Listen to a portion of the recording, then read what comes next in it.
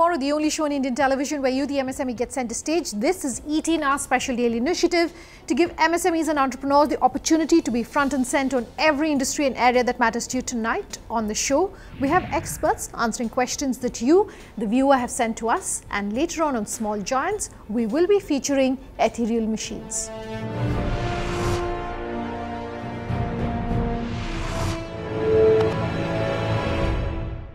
Thank you so much for both of you for joining us tonight. We've got a whole bunch of questions coming in from our viewers across industries. Do stay tuned. At the end of this episode, we'll tell you how you too can send us your questions. If you have any questions for our viewers, no matter what industry or segment they are in. Our first question tonight is a tweet that's coming to us from Venkatesh Thai. Venkatesh says, as a director of an SME in South India, he feels private and nationalized banks are a bit skeptical about giving loans compared to more mature markets like the north of India and western parts. He says, is this true only for our industry? That's surprising to hear, because I mean markets like a Bangalore or a Tamil Nadu, or Karnataka, Tamil Nadu, etc. are also huge markets. But let's maybe then talk about tier 2, tier 3 for companies which are in smaller towns. Is it really hard for them to raise funds? I know in one of our previous episodes we were talking about, don't go just by the definition of VCP, etc. But if you're not in the metro cities, is it difficult for banks then to maybe lend you funds? If you have your offices in the southern part of the country, which is more in Bangalore or Chennai and allied areas, Hyderabad and all, I see banks are more eager to fund because they see less of corruption in those kind of places. Okay. So I see, my experiences have been towards the other side, when it's a bit easy for me to get things done in the southern part of the country rather than the northern part of the country. Okay, has that also been your experience? Absolutely, I think South is very matured. You see cities like Bangalore, Hyderabad, Cochin, Madras, all these centers, I think banks and financial institutions and NBFCs, they are very well versed with financing and lending. Okay, so then perhaps look at your own papers would be your advice for this company if it's a one-off case in what both of them are saying. Venkatesh, our experts are saying there's no difference really in the kind of lending that you see in, say, the north of India or the south of India. So do maybe look at which banks you're approaching, do look at your own paperwork, and if you have that in place, if you're saying it's been a bit of a struggle or a challenge. Thanks for sending that in. Our next query is also a tweet, and this one is coming to us from Mukesh. Mukesh has tweeted at us to say, what are the chances of blockchain technology to bring about changes in the Indian IT industry? His question tonight for our experts, what should we know about blockchain and the impact or benefits for our business? Let me come to you, right up your alley. What would you have to say, blockchain for small industries? At a time when they're still struggling with a lot of the basics, what should they know about blockchain? How much should they be putting in place? The time ahead is for blockchains. Why blockchains? Because there are a lot of benefits which comes in. Any business which you do talks about three things: how fast you can do it, how easy you can do it, and how secure it is. And the entire technology of blockchain revolves around these three aspects. It's very safe, it's completely transparent. Like any transaction you do, it's very difficult to edit or change a transaction at an intermediary level. The documentations, the paperwork, if I were to add to it, are completely transparent to all involved in this entire chain. So blockchain definitely is something that one has to look out, not more in terms of the technology part of it, but the benefits that it can bring in, and go forward. Yes, this is something that we should look at. Sure. So we should look at what kind of aspects it can bring to one's business. It will not be linked to an IT or a particular technology flowing in or a particular sector. But to begin with, all the financial institutions or banks are really gearing up for it, because it calls for a lot of protectionism which comes in the process for them. Okay, so you're saying it's going to be a good move? It's going to be a positive welcome move. Okay, and small businesses should definitely look at it. Okay. Blockchain technology was, I think, introduced more for the cryptocurrency to begin with, but I'm not sure whether we are ready as far as SME is concerned at this point in time, but we should learn. and when the time comes, it can be introduced. Okay, differing views of course about whether SMEs are ready or not, but in terms of the safety aspect, you're saying it's definitely one of the definitely one of the safest things. Okay. And I agree to what Mr. Dalal says in terms of our readiness at this point in time, but more about the future, it has to be there. Sure. All right. So Mukesh, thanks for that, and do keep in mind that this is where the future is headed. Everyone's talking blockchain. Small businesses should also look at what is happening as far as blockchain is concerned. Moving on to our next query, Sandeep Srivastav has sent us this query on our Facebook page. At the end of the show, we'll tell you how you too can reach us on our Facebook page. We'll give you our links. Sandeep says, what is SQL marketing and how can we use it to grow our business? He wants to grow professionally and personally in the Indian IT industry. Professionally and personally in the Indian IT industry. And first and foremost, what is SQL marketing? So SQL, by definition, if I were to ask, it is sales qualified lead marketing. It is very different from the old school of ways in which it was a marketing qualified lead stuff. Now just to add a difference to it, why is an SQL, how different is SQL from a MQL? MQL, which was the earlier way, it was more to do with a lead comes. What is MQL? MQL is marketing qualified lead. It is just that a lead comes, probably the inside sales team which is there, they just identify a prospect and they pass on to the sales team and they tick mark it as a qualified lead for them and they start tracking it. Whereas the way SQL works is, there is a lot of analytics which goes into the process before qualifying a lead to be a lead. How it does? It's more to do with the process in which from where the customer is approaching you, what kind of product is the customer asking from you, what is the appetite for the customer, whether does it suit to the product cost or not. So these kind of analytics go into the process before qualifying a lead to be an SQL. So it helps you to convert the deal faster and effective. It can be more predictive than what it was before. Okay. So there's a more analytics that really analytics driven, wherein marketing and sales are working more hand to hand. Those are not two discrete organizations within the entire sales and marketing organization. Sure. So these teams work together, which helps qualifying a lead faster, so there is a faster turnaround of events happening. All right, Sandeep, that's in response to your question. Thank you very much for sending us your query tonight. Breaking down, of course, our experts for you, what SQL marketing is and what you need to do to grow in the industry. Let's move on to our next query. Deepak Mehta sent us this question. He says in his email to us, in business is scaling up by top line good or scaling by bottom line is better? What are some of the best techniques to scale up according to your experts? And what are some management hacks? Interesting question.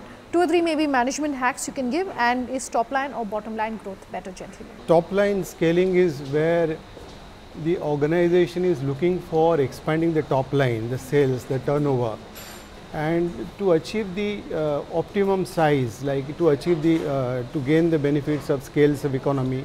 So they target on expanding the turnover and the profit will follow.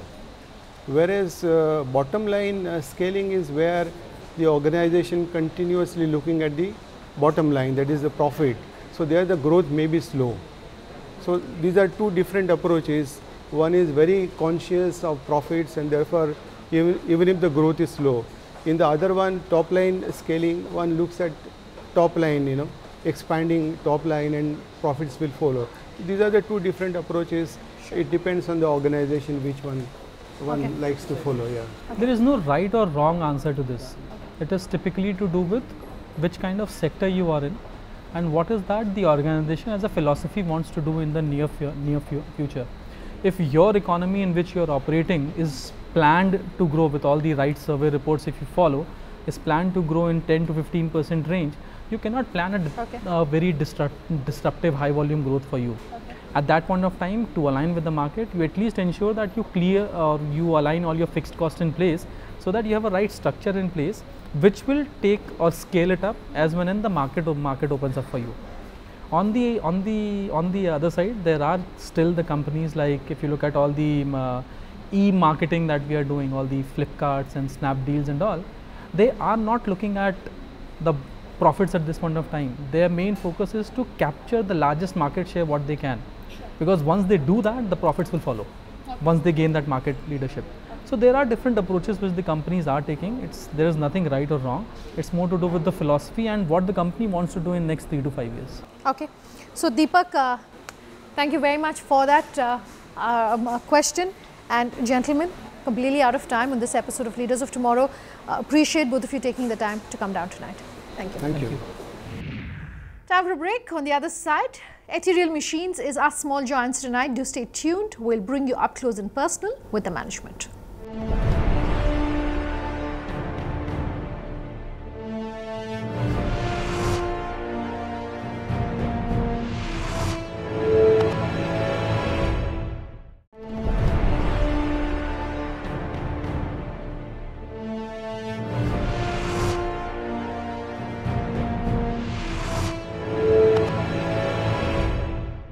Welcome back with us here on Leaders of Tomorrow, and tonight on the show we're putting the focus on Ethereal Machines. That's our small giant tonight.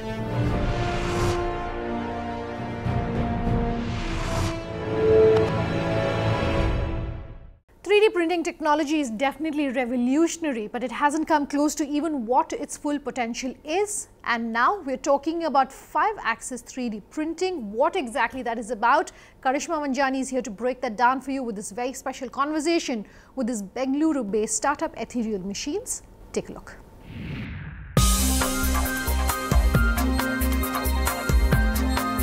For a nation of more than 1 billion people, India has few hardware startups. Better known for its software services and products, most of us seem to have forgotten about the potential of the hardware market.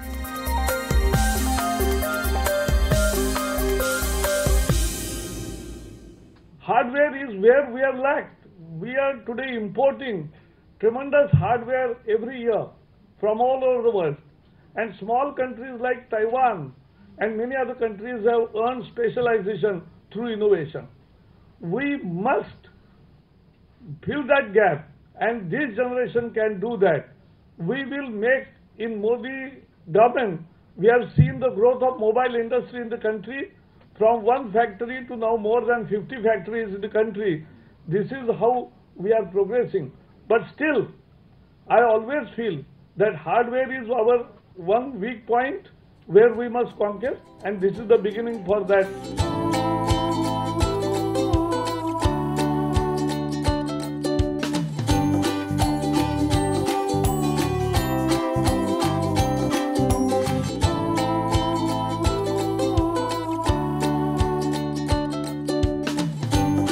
We've seen a lot of IT startups grow in India, but the hardware startup ecosystem remains fairly untapped. So today, Leaders of Tomorrow speaks to a company that's the only manufacturer of 5D printers in India. Kaushik, thanks for joining us on Leaders of Tomorrow. Thanks for having me here. So for many of us, the idea of printing an object is still hard to digest.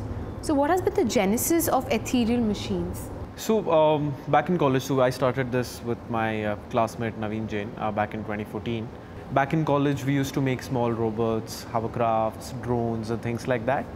And when we needed more precise parts to be cut to become a bigger part of, say, a robot or a hovercraft or a drone, we realized that we need access to something called as a CNC machine or a subtractive manufacturing machine. And back in the day, it was extremely costly, heavy, things like that wasn't really accessible or affordable. So that was when we decided to make one for ourselves. And that's how we started making machines. We've never looked back after that because we realized that the problem we solved for ourselves is also a problem we could solve for a lot of other small scale entrepreneurs. So Ethereal Machines is the only company that has explored the 5-axis 3D printing space. For the knowledge of our viewers, what is the difference between 3D printing and 5D printing? Right. So a regular 3D printer or 3D printing works on 3 axes, which is X, Y and Z. A 5D printer or a 5-axis 3D printer that we make works on 5 different axes, which is your X, Y and Z, but your bed on which, or the build platform swivels and rotates. So that enables you to make stronger parts. The biggest problem with the 3D printing industry was that the parts which were made were not strong enough.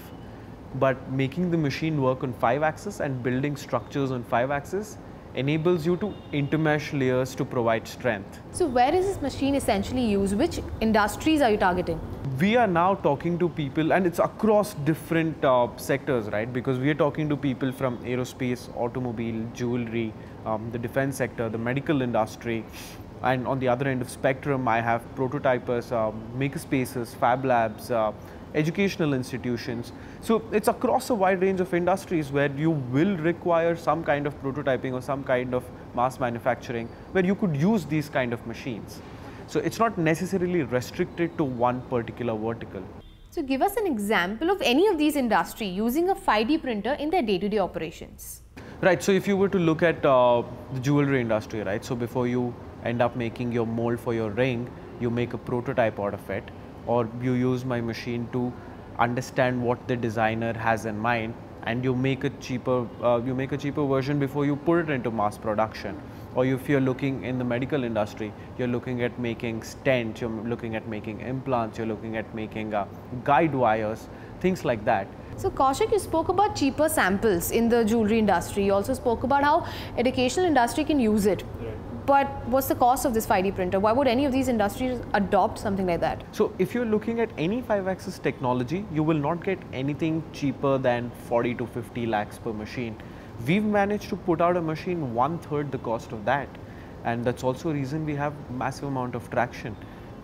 We're looking at a machine which is 15 lakhs, and people are very open to investing that kind of an amount because they are able to access 5-axis technology now at that cheaper price. Okay, talk about access to technology. What is the cost of training these users out here? Are Indian users ready to adopt these technologies? Right, so I don't think the cost of training these users is that massive because the kind of clients who pick up the machines from us, they are already from similar backgrounds. So for them to graduate to this level of technology, it is not really that high for us. It's usually when somebody picks up a machine from us, it's a day or 2 days of training and they're able to understand how to operate it. To add to that, I think the next generation which is going to graduate soon in the next couple of years will be much better equipped to be able to handle these machines and use it more for their own personal requirements and not necessarily for a business requirement. A lot of businesses prefer importing machines with strong technology base from China, given the fact that it's cheaper. Right. So how have you as an entrepreneur been able to overcome this hurdle? Like I said earlier as well, we've managed to crack the price point because we have tried to keep everything local and we are trying to be self-sufficient because we make machines, right? And we use our older machines to make parts for our newer machines. That way we've been able to cut costs and match up. And in fact, in a certain amount of cases, we've been able to better prices than China. More importantly, I don't think that's a case anymore, given that Make in India has been given so much of a boost by the government. I think that's also playing a significant part in people gaining trust in somebody who's an Indian manufacturer, and that's also working well for us. So speaking about the Make in India initiative, let's talk about the role government plays for boosting startups such as yours. So the only thing that I think the entire ecosystem now needs to work towards is to promote startups and ventures or anybody who wants to make something which is not an app, which is not based on the internet, because it's been ages since we heard of an Indian company which is doing something in the field of chemical engineering or mechanical engineering, right? Or even if there are such few that we can count on our fingers. Whereas if you look at the number of people who are aggregators or you're online, because the entire ecosystem is built and the policies are being framed for them. Whereas all the other sectors are being neglected is what I feel. So talking about IT startup ecosystem out here, what made you get into the mechanical engineering field, and what is your advice for entrepreneurs not looking at IT, entrepreneurs who are trying to innovate in this very space? No, so I think that has been changing a little bit, and that's why I think it's much more conducive for somebody looking to enter into the hardware space now, given the kind of support that you get for your patents, the DIPP recognition for a startup, the tax exemption for a startup is also being awarded out to ventures in this kind of a space. So that matters a lot when you're starting off because a lot of mechanical engineering startups, right, or anybody in the hardware space would also be IP driven. And that kind of a support is now being given by the government. So the kind of advice I would like to give to them is you need to check what is the impact that you are creating with your machine. If that's an impact that you can go to sleep with, then that is something you should pursue irrespective of what happens or what doesn't happen with the venture. 5D printing is generating a lot of hype, but given the cost of materials and the technology in itself, what do you think the future is of this technology? Alright, so there are a lot of early adapters for our technology. There are a lot of industries showing interest. There are people who can afford this, and there are people who are willing to get this into their pipeline. The future of this entire field, or the future for ethereal machines as we see it, is we are working towards a direction wherein the machine should be able to decide what kind of operations need to be carried out to create any particular item. So tomorrow you go to my machine and you tell the machine that you want a watch to be made, right? So the machine should be able to decide what material it cuts out the watch in, whether it wants to use subtractive manufacturing, whether it wants to use 3D printing, whether it wants to use 5D printing, what material does it want to employ. That's the future of this kind of technology, where the machine is able to decide all of this by itself. And that's what we are working towards. Thanks a lot for talking to Leaders of Tomorrow. Thanks a lot for having me over. The world of today is turning into the one of tomorrow, and holding the key to the future are startups like Ethereal Machines. Developing technology that promises to create new possibilities for many sectors in India, today entrepreneurs are turning what used to be fiction into reality.